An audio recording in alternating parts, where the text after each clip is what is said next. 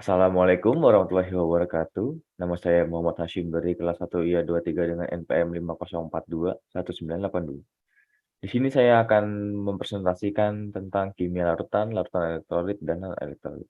Selamat menyaksikan.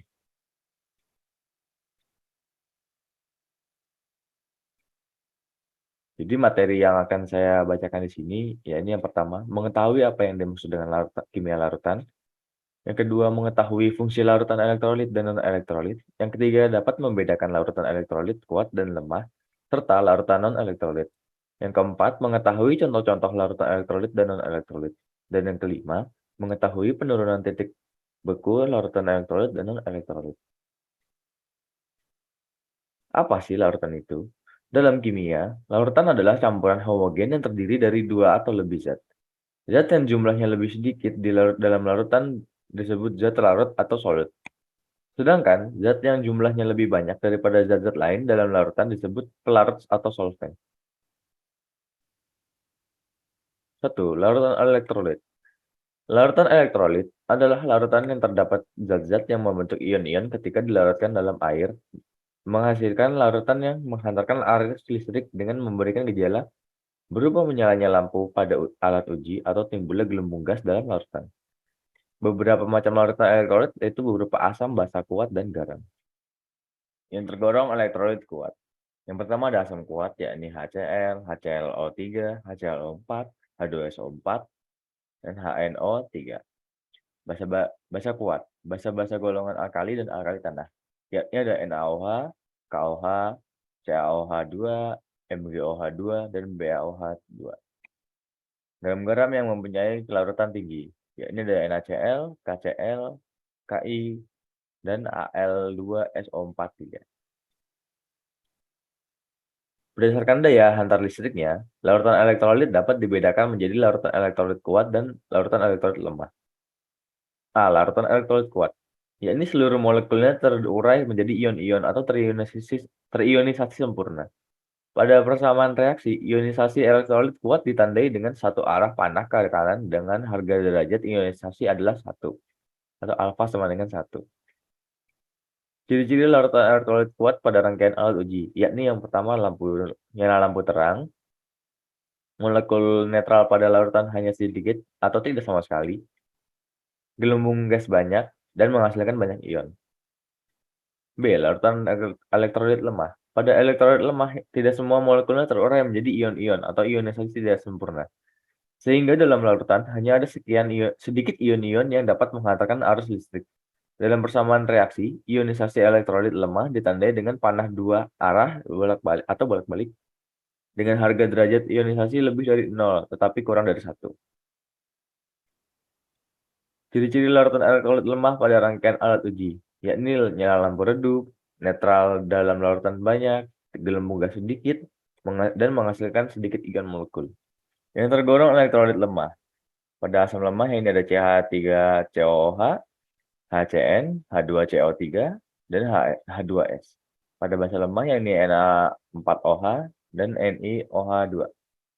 Dan pada garam yang sukar larut ada AgCl, CaCrO4, dan PbI2. 2. Larutan non-elektrolit.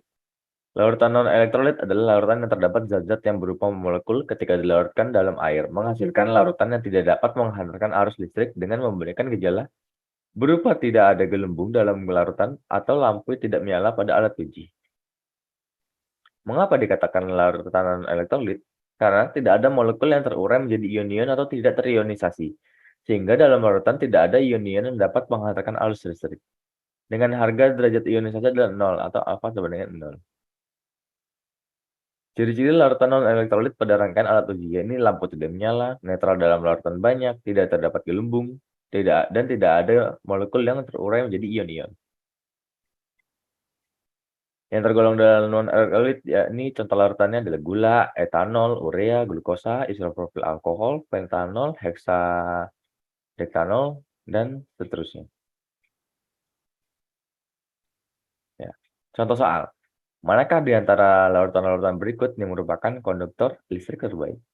A. Etanol, B. Larutan asam nitrat, C. Air distilasi, D. Larutan gula, dan E. Tetrakloromethan. Ya, jawabannya B, yakni larutan asam nitrat. Karena larutan asam nitrat merupakan elektrolit kuat. Ya, larutan 1, lampu menyala terang dan gelembung ada banyak. Larutan 2, lampu tidak menyala, banyaknya gelembung tidak ada.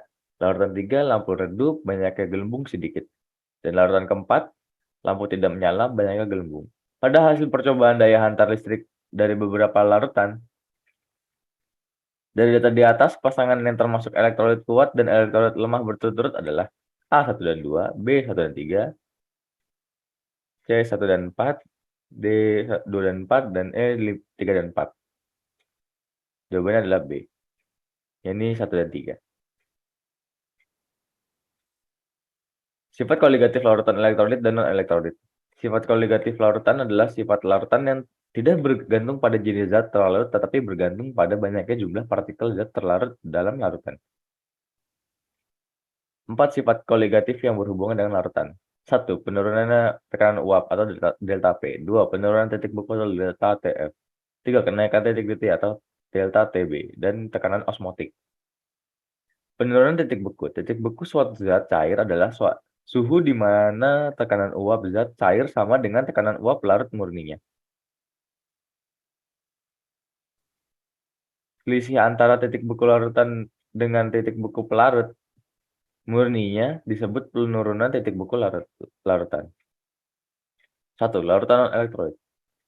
Besaran penurunan titik beku pada larutan bergantung pada kemolalannya. Semakin besar kemolalan larutan, semakin titik beku larutan semakin turun.